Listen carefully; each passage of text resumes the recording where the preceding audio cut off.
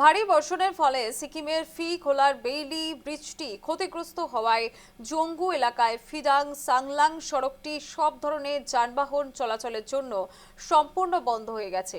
প্রবল বৃষ্টির জন্য ব্রিজটির কাঠামোগত ক্ষতি হওয়ার গুরুত্বপূর্ণ সড়ক যোগাযোগ বিচ্ছিন্ন এবং এর ফলে লোয়ার জঙ্গু এলাকাটি বাকি অঞ্চল থেকে পুরোপুরি বিচ্ছিন্ন হয়ে গেছে।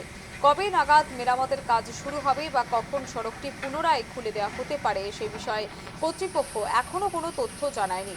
সিকিমের ফিখোলায় সেখানে ক্ষতিগ্রস্ত বেইলি ব্রিজ, জঙ্গু এলাকায় ফিডাং সাংলাং সড়কে যানবাহন চলাচল সম্পূর্ণ বন্ধ।